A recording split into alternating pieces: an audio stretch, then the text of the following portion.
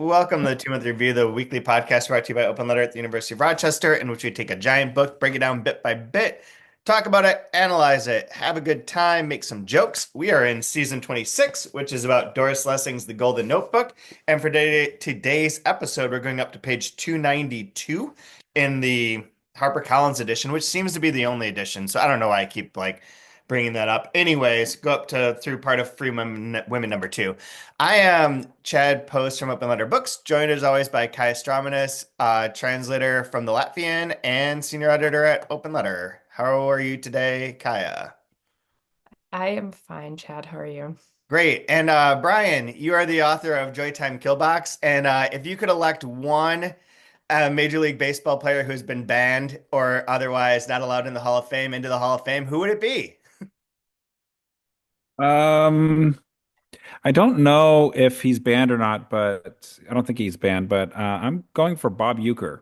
Oh, yeah. He's not And already in the Hall of Fame? I don't know. He's 90 something. He died recently, but I heard a story about Bob Uecker. And the one thing I liked about Bob Uecker is for whatever reason, when he's telling stories about what it was like being a baseball player, um, when they were looking for like women on the road, they called it cock.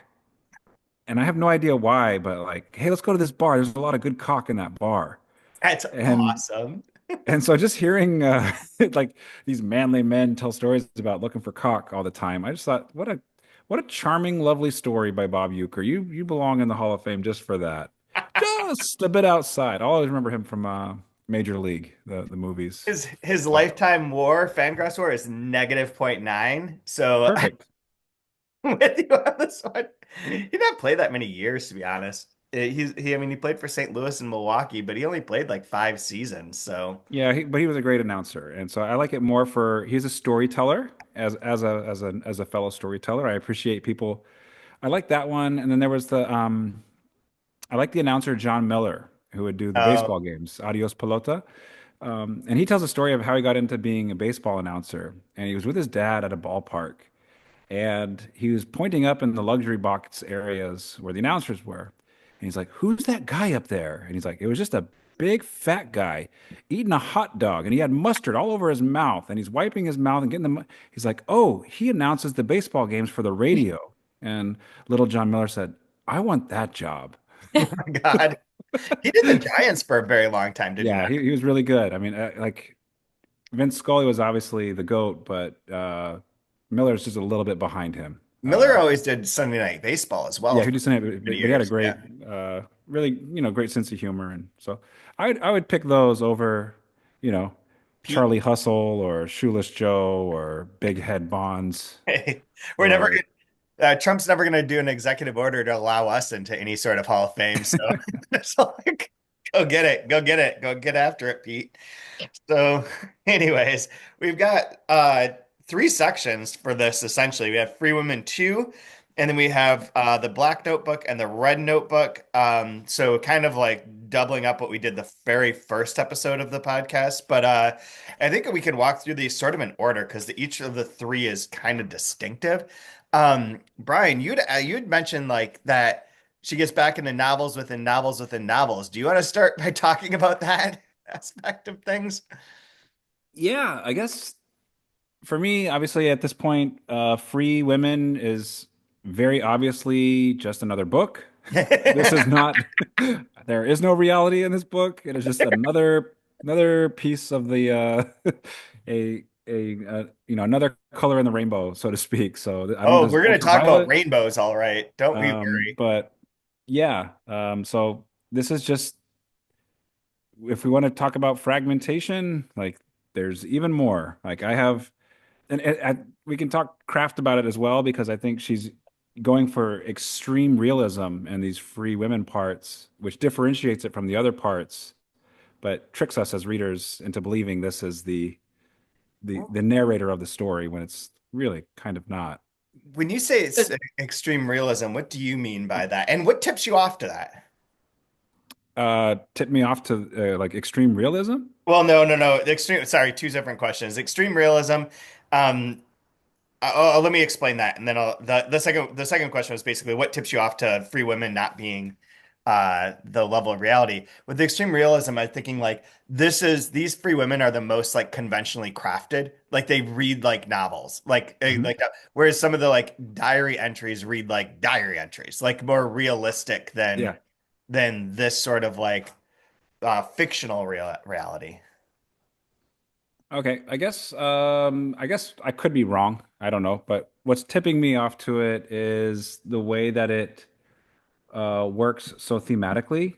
Hmm. Um, um, it fits and it ties in and it braids with everything else that we've been talking about as far as doubling.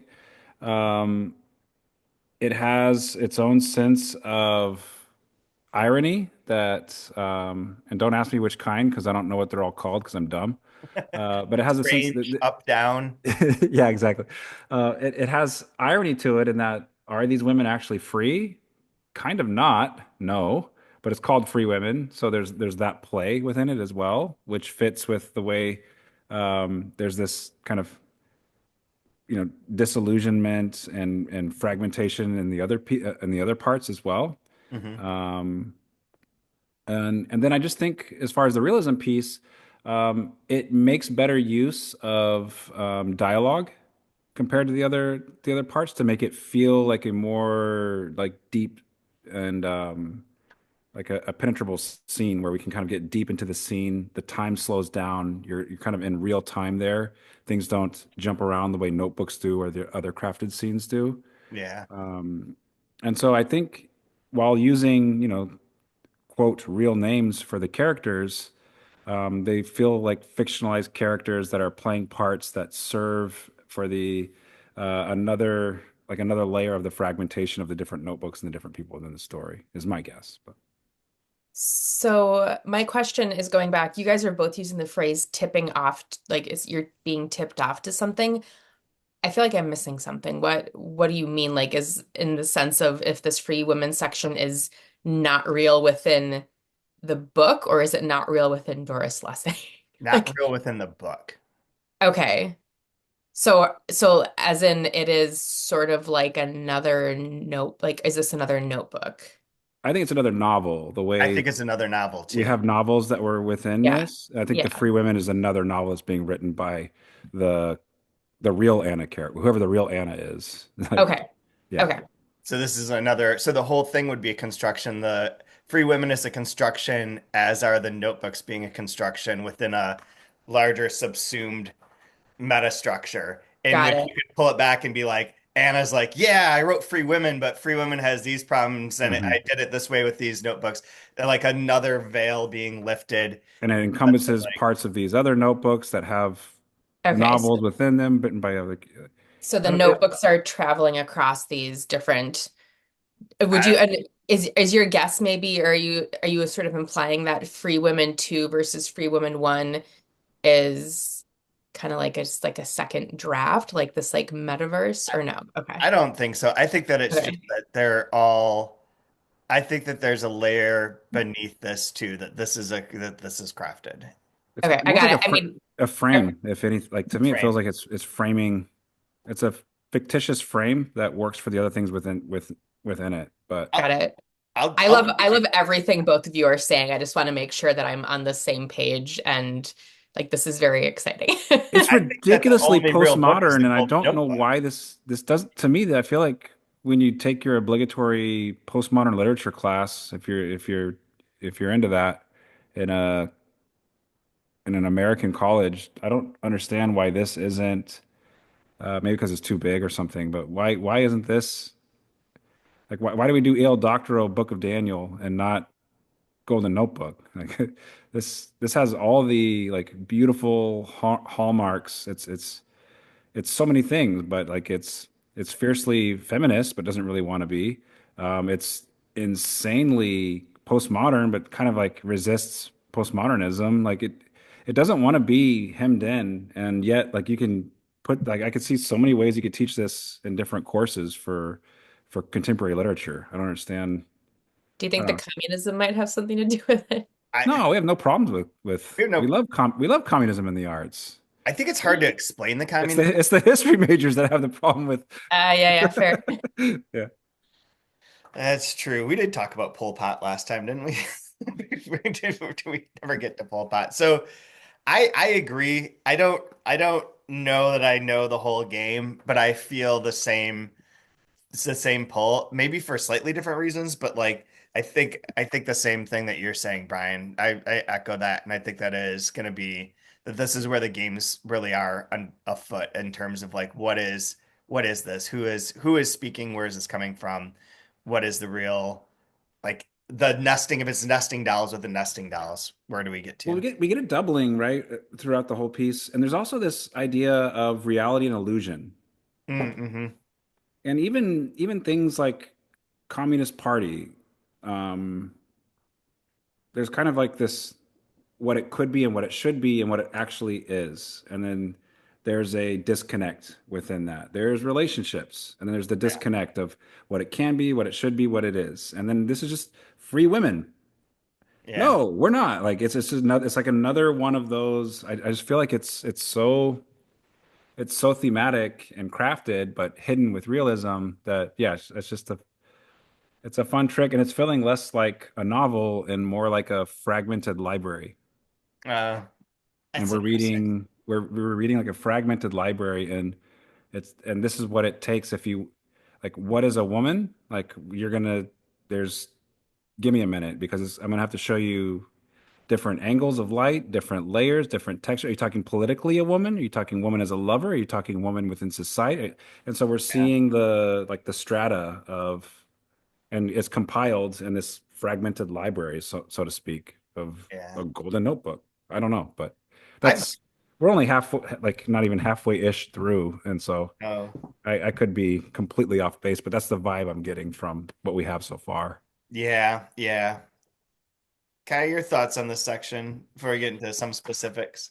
I really enjoyed it. I remember enjoying it the first time around that I was listening to it. I really, really like um both of Anna Suicide? yeah, no. I really like both of Anna's interactions with these rights agents. Um, Oh, we're not. I was gonna stick with the free oh, women. sorry. I mean, that's okay. With the first free one, then let me go back and make sure. But I do. And in the whole, I really enjoyed it. The first free women. Um, Or yeah, free women so two. this is the conversation between Anna and Tommy, yeah? Anna and Tommy, and then okay, so Tommy comes to visit Anna after Molly calls and is like, he went to see his dad. I don't know where he is. I'm worried, blah, Yeah. blah, blah. And then they have a conversation in which is kind of like antagonistic and strange. He leaves, and then Marion shows up almost immediately after she calls. Molly and is wasted, drunk, and wants more whiskey Once and more drunk, yeah. wants more Um, drink. once more drunk. Well, actually, okay. In my memory that part came after the meetings with the agents, but what Brian was just talking about and what you were just talking about of like what's real, what's not. I think this conversation with Tommy where he really puts it to her and Anna's saying like I know exactly what he wants from me and I don't know that I can give him that answer because I don't know what I really believe. I think you could take Tommy and Anna's conversation as like as kind of what you guys were just talking about as a look at the book of like what's real, what's a character within a character, what's a novel within a novel within a novel. Um, I think Tommy really like turning the screws on her and just I thought it was very interesting. The first time I was kind of uncomfortable about it. I was uncomfortable with how much this adult woman, I mean, Tommy is an adult, like he's 19, so he's technically an adult, but how much Anna still wants to make this male person like her. Um, but I thought it was a really interesting, very interesting conversation. Yeah, so their conversation is sort of aggressive. Like he shows up. It's Uh, wildly aggressive. what's that? It's wildly aggressive. Yeah, Well, it's the next generation of disillusionment, right? yeah. Yeah. Like the parents are starting to puncture some holes into a lot of these grand ideas, and the kids are like, "Oh no, it's way worse than you could possibly imagine. Look at me, like Like I'm gonna live in this." like And his we see like you would expect that, like the the kids inherit what the parents get, like whether it's genetics or environment, the kids inherit it and they run with it, and the parents are like, "This is just you're all screwed up." Is it my fault? Probably. A little bit. Like he goes to talk to his dad, and his dad's like, "You can go to Africa and help the Africans where we're having this new like power plant or whatever. And isn't that good? You'll be able to do some like good welfare, and it's like useful and helpful to the world." And he's like, "You're just exploiting them for labor. You don't give a shit about their lives. They're just like they're just want them to be me to keep them happy so that you can use them. Like there's like that underlying part of like how stuff is really messed up that Tommy's honed in on, like you say, Brian. That's not just like, yeah, things are a little unequal. He's like, no, you're like truly like acting like in a good way just to like take advantage of something, which is all we live with these days. Like Nothing that he says is surprising. what generation are we at for like right now? Tommy, like say like is your college age or something. Is that Gen Z? Where are we at I, with I generations? I hate can't all keep this up, but stuff. With where So with all where I know is I Tommy don't like is or young people. today? well, today like it'd be like somebody born in the early 2000s, Isn't it right? Gen Alpha or is like No, Alex and Isaac are more Gen Alpha? I think it's Gen Z. Um, So But like if we apply that to now, it's like me trying to navigate conversations. It's like I just want to teach Flannery O'Connor and talk about like, setup and payoff within a story. But then I'm dealing with a generation of students where they want to attack it like Flannery O'Connor is a racist. She's using racist language. She shouldn't use any of this. And it's like, oh crap, I don't know how to teach this now. And I don't like, yeah. okay, like, um, Yeah. I mean, there is that. I mean, I think that generation is definitely different, but with my sense with Tommy, and you guys can correct me or add if you got so you felt something different, but with him coming in, like he calls her out on the communism, he calls her out of like, well, you say you want to do all these things, and just to go with the welfare work part, he's like, but you would go if you were asked to do that job, but like he basically gets her like forces her to admit that she would go, but not because she wants to, because it's the thing that she believes is right and that she should do. So him like I put it in the margin where this is like the cusp of adulthood version of a toddler asking you like why do we do this? Why do we drive cars to work? Well, why do we work? Why do we need to make money? Like why? And it just breaks her down and breaks her down. So, unless I'm mathing this wrong, he is the generation that would precede like the 60s revolution. He's mhm. 19 and 52-ish. Mhm. So he would be a little bit old. He'd be at the old end of like the age of Aquarius kind of idea of stuff, but he's that part of it. Like it's definitely like the prototype to that movement. So like within literature, I guess you see it within art as well.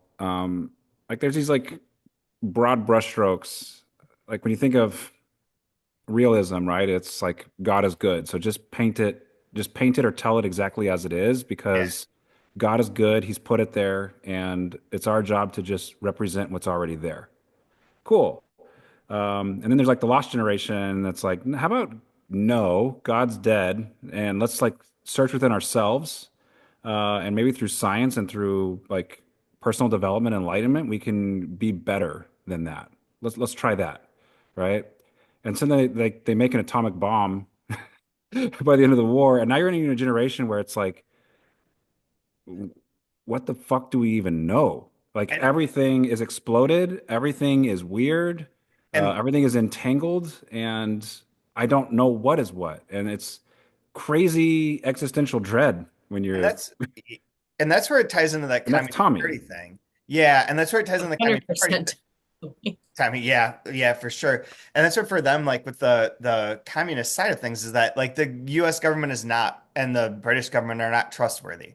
And so like No. you're again ending up in like, well, maybe this other group of people is, and then having to face like, well, nope, they're also not trustworthy. Like everything that we came to believe in is not believable. We cannot put our full faith in it or trust in it, like what you're saying, Brian, like on that level, like historically, and then like within the book, it's kind of like aesthetically leading that way too. Like, what do you put your faith in that would have it be pulled out from under you in some way? Like, Well, everything feels disillusioned, or it feels like it's posturing of some kind, And it is crazy. which I keep noticing. And the real author, Lessing, I wonder what if she's saying like, yeah, I'm pretty smart too, and I've rolled around in all these circles, and yeah, all of this is just kind of a bunch of horse shit. Yeah, everything is horseshit. And Yeah. that's kind of what I'm feeling from what she's writing. Like, Yeah. I don't Like, care what ism you want to be in.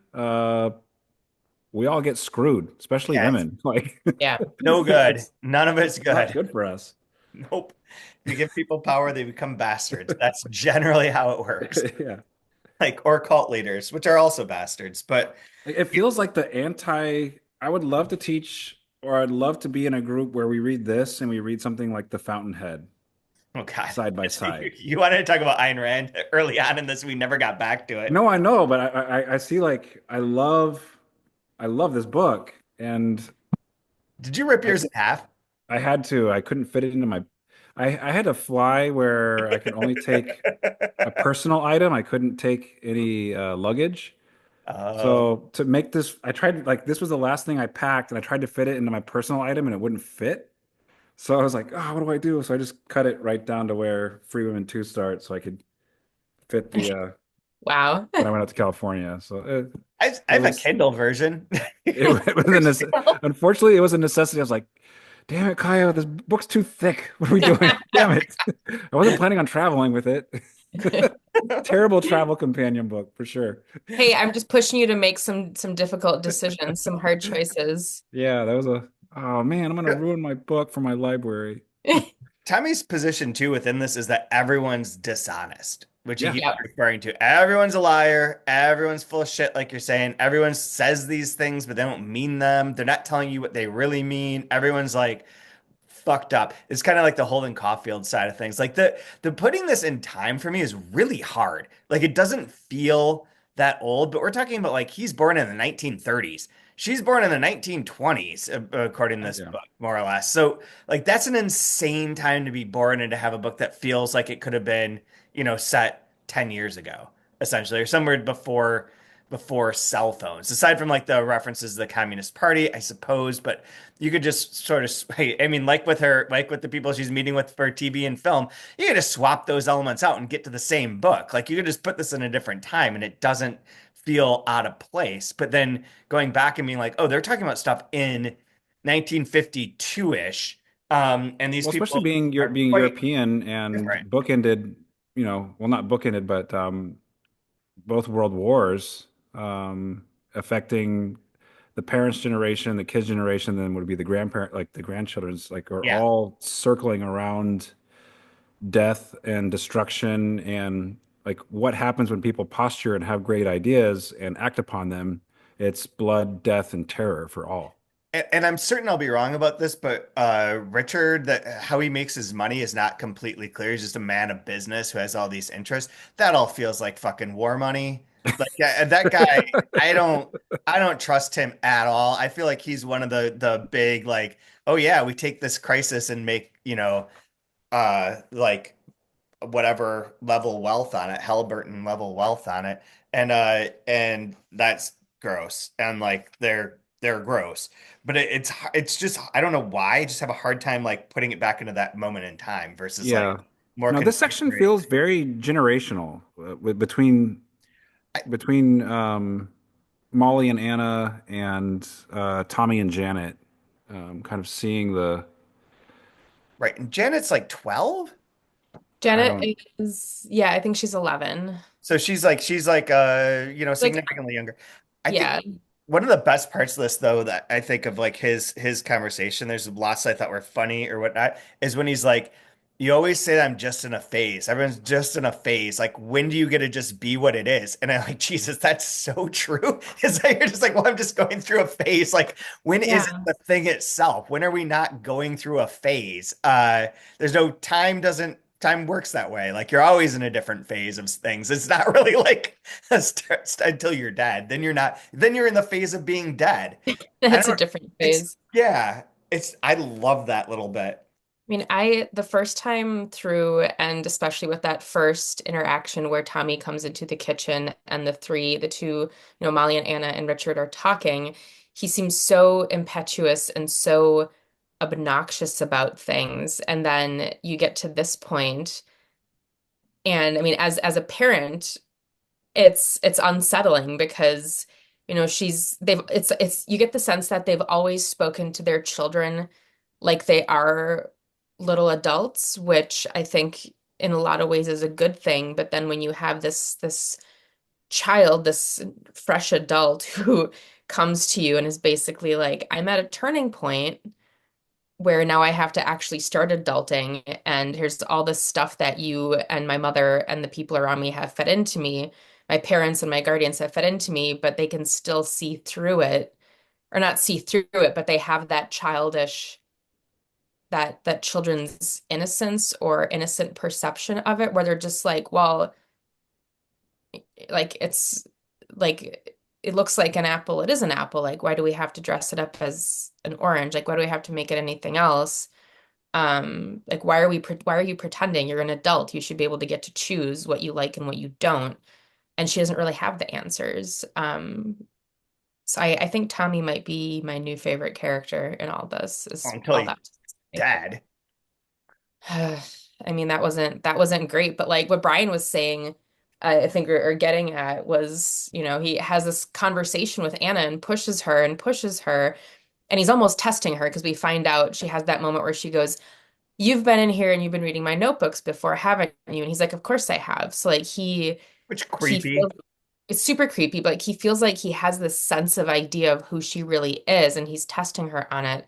But then to like ask someone who you admire or have a certain amount of respect for, like, what comes after this? Like, what is adulthood? What comes next in life? And this person's like, well, I don't know, it's all kind of terrible, and then you just like make do with it. Like, yeah, he goes home and takes this revolver that he apparently has. Like, what the fuck? Like, what do you do? What I do you do? honestly, I Just thought they people were gonna screwing each screw. other over and, lying about it. Yeah, like that's That's option what A, it is and to he be an took adult. option B. Yeah, his option is like, well, I choose to not be part of any of it, which is also fucking terrifying. I thought that they were gonna have sex in this section halfway through. Oh, I'm glad they don't. I was like, oh, I've seen this porno. I feel like I know what's coming next. Yes, I've read your notebooks, Yeah, especially exactly. the black one. The one, the one that Like I talks love about. this. I love this interaction on like 253. I think it circles around everything we've been talking about.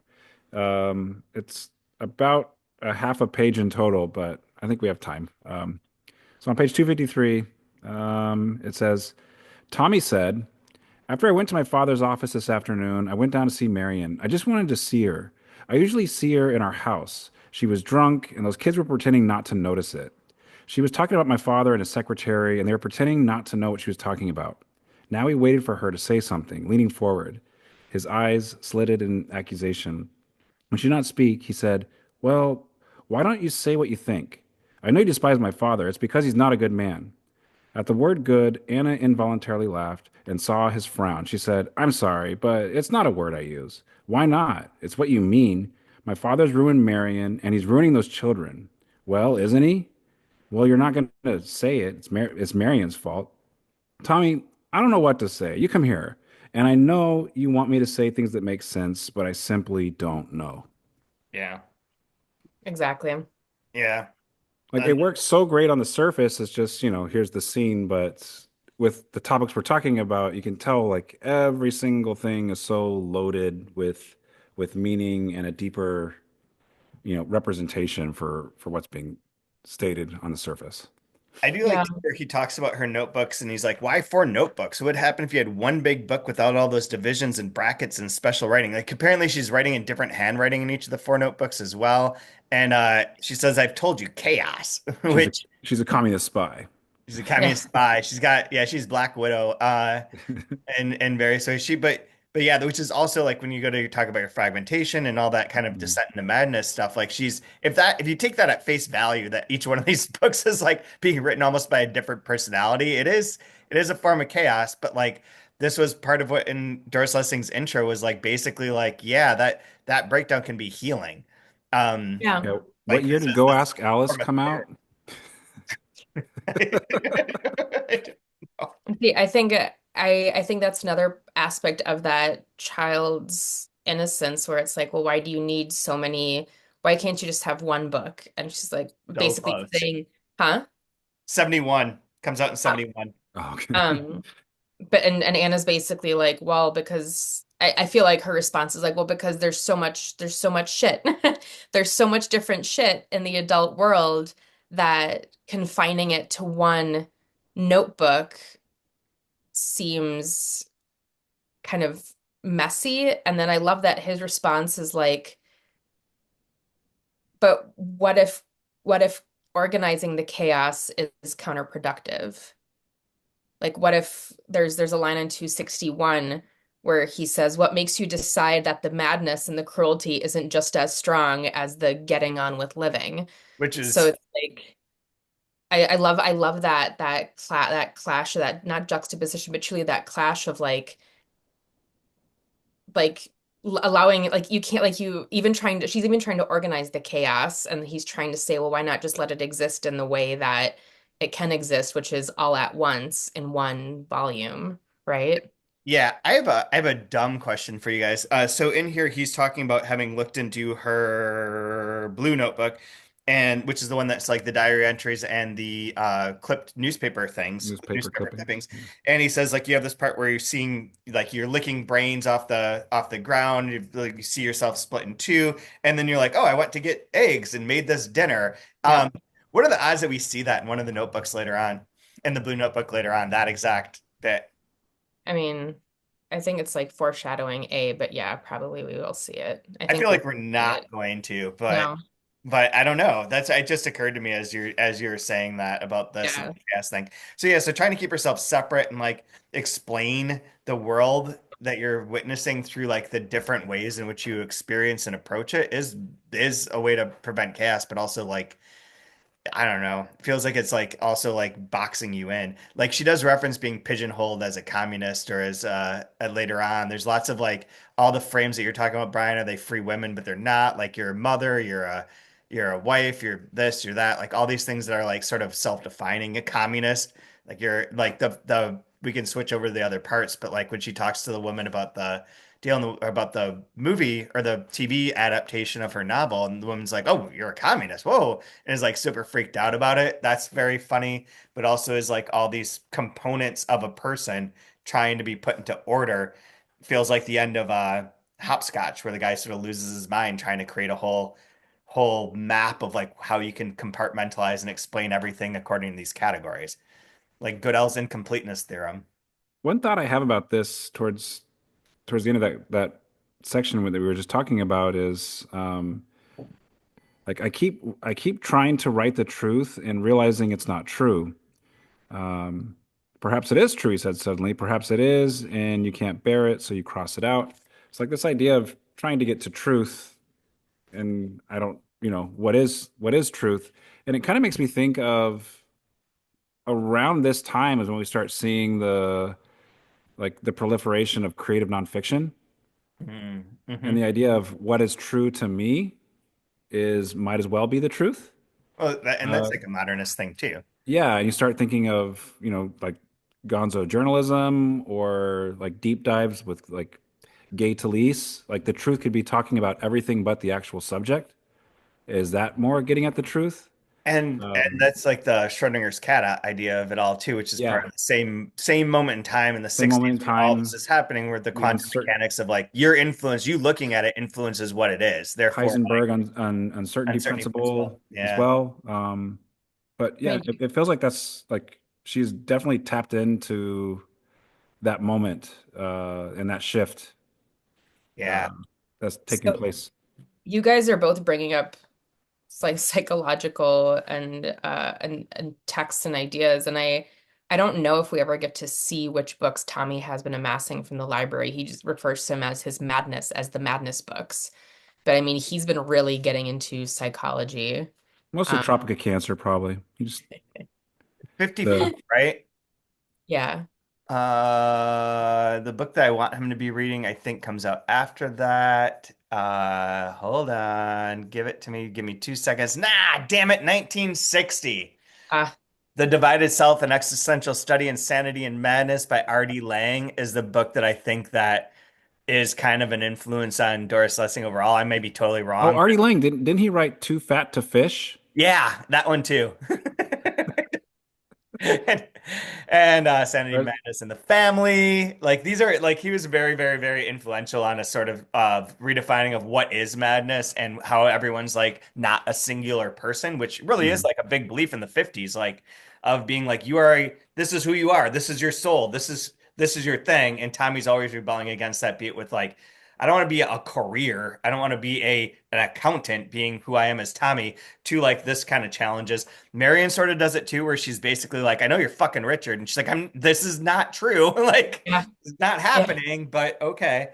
So Yeah. we should probably switch to these notebooks for a little bit here, or maybe, and then loop back. The notebooks. So, do you guys pay attention to how many fucking colors are in this black notebook at the beginning? It's insane. Like, I was like, oh my God. So, I noticed it the very first part. So, the notebook starts with the black notebook, which is about her time in Africa and about her writing of her novel. And it has two columns. Like, I forget what are the two columns. One is source, and the other is money. And all we get Mhm. is money right now. And it's about everyone trying to make film, and these film things are insane. But first of all, the guy writes to her, is named Reginald Tarbrook or Tarbad, who cares? Reggie, and is like, I want to adapt Frontiers of War, but change all of it into like something else because it's a simple story about love, which we could talk about in a second because I think that parody has like such good legs. He wants her to meet him at the Black Bull, the Red Baron, the White Tower. He's from Amalgamated Vision. Then she goes on to say, and then he's like, "What's your book about?" And she's like, "The Color Bar." And he's like, I don't know about all of that. Then so then there's another woman who is from Bluebird series of television shows. She wants to meet at Black's Hotel. This is the description of her. I'm just going to read whatever. Edwina Wright, 45 or 50, a plump pink and white woman with iron gray hair, curled and shining, gleaming blue gray lids, shining pink lips, shining pale pink nails, a suit of soft blue that's very expensive. The number of colors that are in this little section is fucking so over the top that it has to be a joke. Like it has to be either like semi-symbolic red, white, and black, or just like kind of playing around like, oh, there's too much. It's just so much. You think it's a joke? I think I read it as like, Annis does say later she catches herself multiple times wanting to retract or change things she said because she finds herself actually liking this woman as a person. And I read it more as she's going to give more descriptors to this woman because she actually enjoyed her company to a point and so was like, I don't know, it's like it's a writing trick or whatever where I couldn't describe to you what Reginald looked like, but I know exactly what this woman looks like. Like she spends more time describing this interaction and But the only visual. through color. So, Yeah. so he wants to meet her at the black. She wants to meet at the black thing too. They want to meet at this black place, which could indicate like both the Africa of it all, the like whatever situation. Then the Red Baron, which can be towards the communist side of it, and then the White Tower being more of like an academy sort of vibe to it. And then this woman's only described as soft blue and pink, which is very like mothering, loving, sort of like soft tones. Like I think that it's like supposed to be there, but it's just there's too much of it for this not to have been Doris Lessing playing some or Which notebook does she have the love interest with the German pilot? that's in this one, Black. Okay, and Red Baron. Red Baron. Yeah. Another, yeah. No, Maybe Doris Lessing is just making fun of the American fashion sense. I think that like if you take it as face value that Anna's writing this notebook, that she's mocking these people. And part of the way she's mocking Oh, them yeah. is making these jokes. Or like sort of like, oh yeah, like this little like fun that she's having and making fun of them in this way. But yeah, the fact that both of them are like, we like your book, but we couldn't possibly adapt it for television the way that it's written. So like, let's just, kind of change it from like, this guy goes to Africa and falls in love with this like local woman to like, what if he was like British or an American pilot and he was in England and met someone who was poor. It's like, this is not the same book at all. These are, if you Yeah. just want a plot in which a military man falls in love with the wrong person, you can just write that. This book does not need to be involved in the least. It's called The English Patient. Yeah. This book already exists. It's like they're just buying the title. It's like I Frontiers of War like is all they want. we liked Out of Africa. Can we like riff on that some way? Out of Leeds. Yeah. Um, I mean, the different levels of exoticism and how that is perceived is interesting as well, because hearing it now, like to them, Central Africa is less exotic. They're like, well, that's like it's too much work to build a set. So like England is exotic enough, and even the Edwina is like, God, I love London. And Anna's wondering, has she ever like been out of the hotel when she comes here? Like, is I this wonder just if this hotel is England for her. yeah, exactly. And she's like, the food's amazing. It's so much better. You just need to know how Cooking. to prepare it. And I'm gonna jump a little forward to when she's talking to Edwina and they're talking about what they could do Oh my God. to adjust the script basically. And it gets into a different side of the color bar where Edwina's like, well, what if we make it where it's, a British pilot or an American pilot and he meets this black woman at a party, and Anna's like, that would never happen Yeah. in That Central gets real, Africa. real, really quick. Yeah. Yeah, like that would never happen. And Edwina's like, well, what if like he's hurt and she finds him along the road and brings him back to her house? And Anna's like, she'd get arrested. And like those sort of blinders of like what is acceptable, like what level of exoticism is politically and judicially acceptable in America at that time versus in other countries, and that ignorance. Like I want to find a bit of positivity in that ignorance with Edwina of like, well, to her it is exotic that like the interracial relationship is exotic, but she doesn't see anything wrong with them like meeting at a party or like meeting on the road. And then Anna being very just like, that can't fucking happen in that country because like it's just legally it's not allowed. You'd never find yourself there. Yeah, this is like a Tommy thing too, in which it's like here's someone else who's like, I really care about these people in this situation and doesn't understand any part of it and is like, oh, I'm going to do something good in some ways by putting this on television. You're like completely bastardize it to a point where like there is no good happening. Like this is a woman coming from Africa or from America to talk about this book about Africa and it's basically like, well, you can't have the black and the white people fuck. Like this is still like an issue. It's like I really care. They really moved, but the sex part with a black person and a white person, I don't know about that. Like that's a real fucked up thing. But is again, these people are all liars. Well, I Everyone's can just let you know lying. in a little bit because I've just taken in, I'm going to be taking in 10 African refugees. They're all coming from South Africa. Nobody wanted to give them refuge, but I'm going to take these 10 newly uh, Africa, Afrikaners. Afrikaner. I'm Sorry, pretty sure that just means from Africa. The I last time I can't get that out with a checked. straight face. I'm sorry. Oh my God. I'm actually glad you can't with a straight face. That would be Life is cool. weird. I Like do that scene that you were talking about though, Kaya was one of my favorite in this section. I thought um, the interplay between the two characters was unbelievable. Where they're having drinks and dinner together and what their experiences are and her observations and her feelings were some of the like most wonderful writing. It's on page 277. So yeah. uh, Absolutely. if you want to learn how to write, look at that scene and just copy this mercilessly, and you'll be a-okay. It's It's great.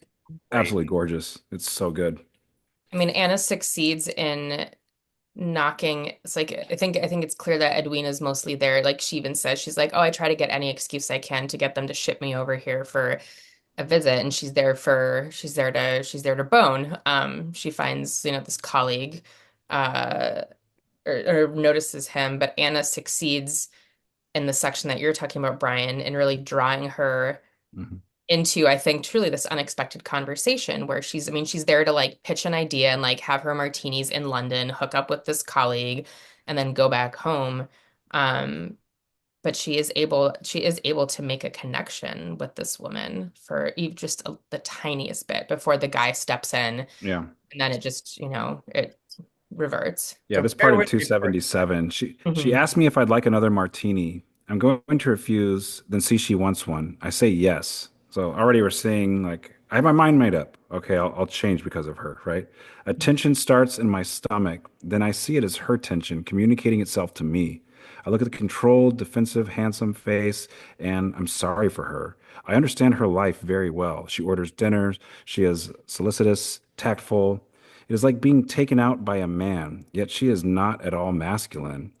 It is that she is used to controlling situations like this. I can feel how this role is not natural to her, what it costs her to play it. While we wait for the melon, she lights a cigarette. She sits, lids lowered, the cigarette dangling, surveying the room again.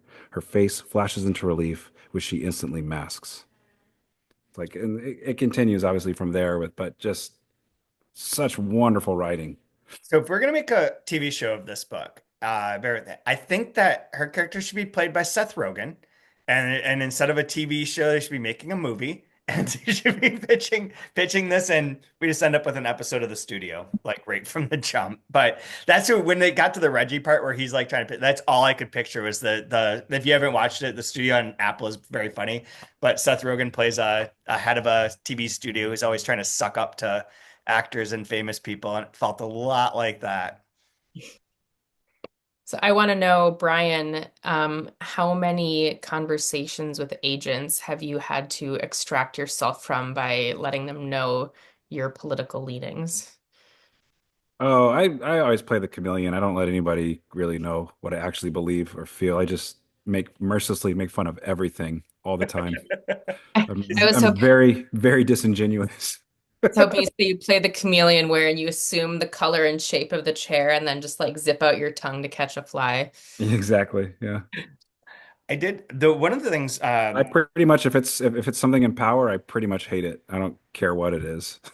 I I'm think just that's the point of the rehearsal, by the way. Just to oh, plug okay. our I'm just favorite show. very yeah, I don't really have a camp or a tribe or a flag that I'm willing to plant. So I just hate everything. And in some ways, she's not either. Anna doesn't either. Like she's been affiliated with the Communist Party, but like this whole second section of the Red Notebook is basically like, She's not dumb. into she's not into communism at all. She's definitely not into it. Like when she's like, we're reading this pamphlet and we're always like, well, maybe it's a bad translation. She's like, it's just bad. Like, why can't we just say it's bad? Yeah. It's so Look, funny. I'm just here for the fellowship and the punch and the cookies, but this is all horse shit, man. Like And and as a telling like synecdoche or however you say it, like where she has a conversation with the Russian and they're like talking about sort of the same things, but none of the words are the same and aren't really communicating. And talks about the guy who like gets arrested. And the guy's like, yeah, there's been lots of traitors. And she's like, yeah, it's clear that there's no way to like really connect or communicate about this. We have two very different views and they're just going to be different, same words, different meanings in every instance. So yeah, I was talking with one agent one time and the entire conversation I was just listening. I wasn't even talking. It was at one of those like Paris Review mixers where they just like give you a bunch of free alcohol. Uh, person was totally trashed and just talking about they love going to the book fairs and then to all the like conferences and stuff in the Middle East because of Arab booties and he loves Arab booties. I'm just thinking like how do I get out of like I don't want to be rude but I got to get out of this conversation somehow like now. Um I was just telling him I love Arab dicks maybe would that work or what do I do? How do I get out of this? Like but yeah, that's you have to just kind of sit there and like um, I'm gonna go get another drink. Do you want one? I'll be back. And just Casper out of there. Yes, See ya. yeah. Yeah. So I don't maybe maybe next time try bringing up Casper the Friendly Ghost and see if that's like sort of like birding, but in the entertainment world. I don't know that it'll matter, but the Warren Kimoy was one of the things that tipped me off to the dates of this stuff, Yeah. Mm. specifically, because I looked that up and figured out what that all is. If you're interested, it's the first Taiwan Strait crisis where the Communist Party of China, so the Chiang Kai-shek has retreated to essentially Taiwan and a couple islands off of Taiwan, and the U.S. recognizes that as being real China, and Mao and the People's Republic of China are like, no, fuck you.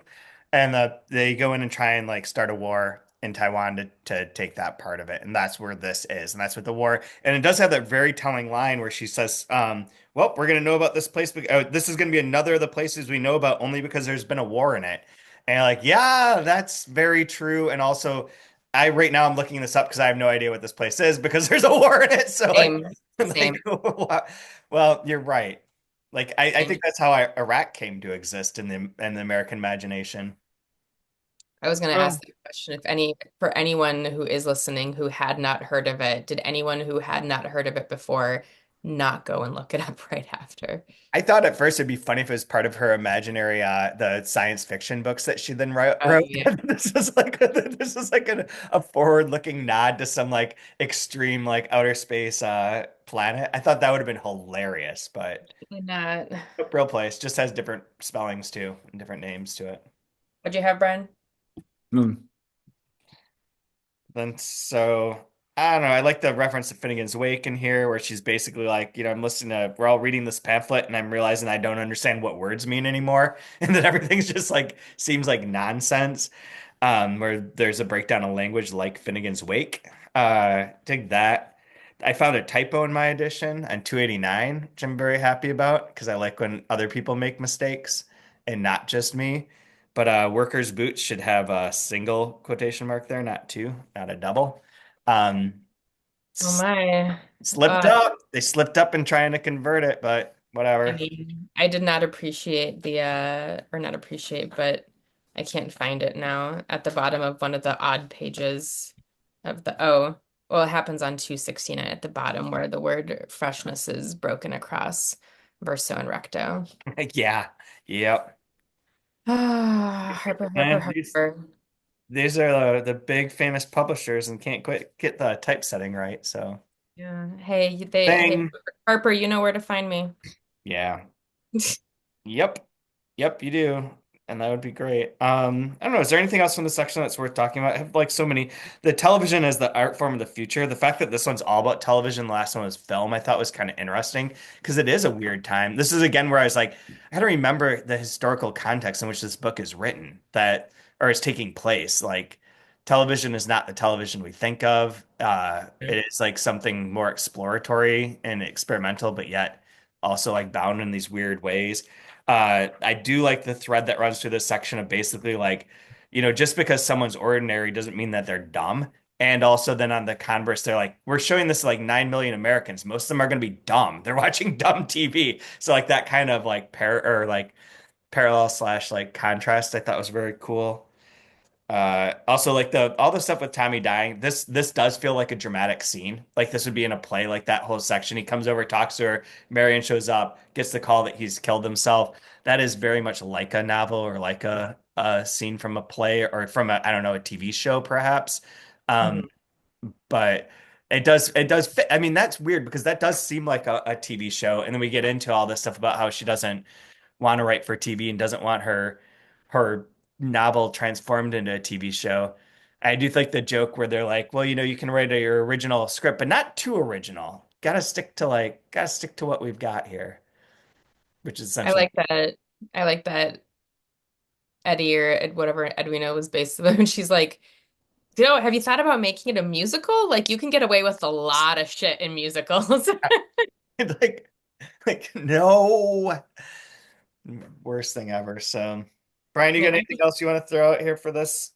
yeah, I was really curious what you're feeling about this section because there was so much from that perspective of a writer, like how Oh, I say let them pillage your material and defile it in every way they want because uh, at least you're getting attention. So just say, wow, thank you. I'm honored. She does honored. It's to an honor. continue with her idea of like being put in a role though. That's one where she also says like, oh, she was expecting like, a writer. First, she dresses like in her normal fashion to go meet with Reggie, and she's like, oh, he was expecting me to be that middle-aged writer that was wearing like the too long skirt and the misfitting blouse and the long beaded necklaces, and Yeah. she's like, I didn't do that. And then when she's like, oh yeah, you want to adopt my thing, whatever, to the woman from Bluebeard or Edwina, and she's like. she's like, oh, it was clear that she was expecting like an artist who would like reject that idea and would have like some gumption. Like she's constantly reflecting on those roles that people are putting forth and their sort of like ways of seeing people as a whole throughout this. And that I think that's really it's not super subtle, but it's like interesting that it like kind of builds and parallels across all these things. Tommy does it to her, she's doing it to these people. They're everyone is like kind of a reflection and a transmogrification of each other's ideas.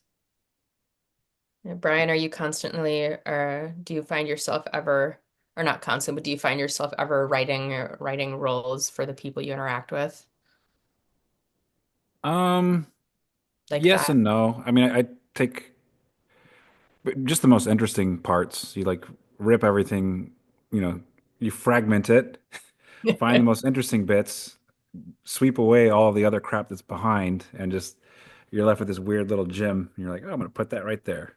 So But yeah, I back do, to but it back to the idea if you know three things about a person or a place, you know enough. Mhm. yeah. That's all you need. Three moments. So anyone have a favorite line?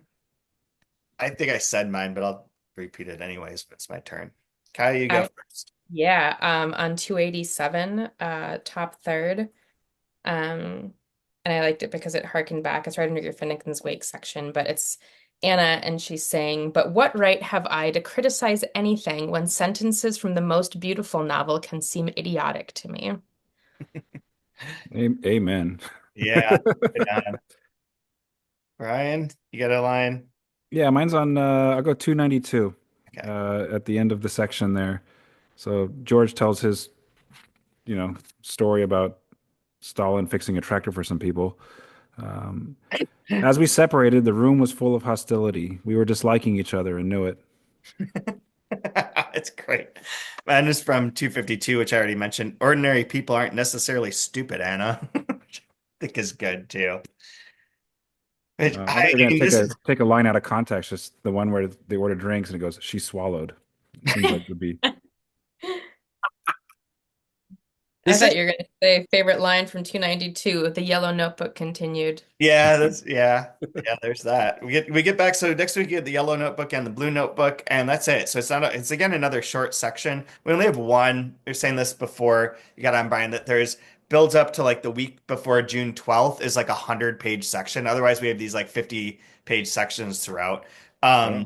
So we just get another little chunk up to Free Women 3, and we'll see what happens here with these two notebooks. I got nothing else except that like reading this makes me want to read a lot of her other books. I feel like this on its own seems so like I don't know again if it's like unique is the correct term, but it does feel like special and interesting and to know like the backdrop against what this came out of, I think would be really rewarding. I mean, I have read a handful of her books, but they don't really like aren't from this period. They're from the very beginning and then this like sort of like a little bit later period, but makes me want to read a bunch. So good thing there's no time in the world to enjoy things. I'm gonna As wait for the TV show. so, yeah. That's so would have been a perfect ending, but I forgot to say if you're listening to this, rate, review us, share it. If you're on YouTube, like, subscribe, do all those fun things. And we will be back next week with that next section up to Free Women 3.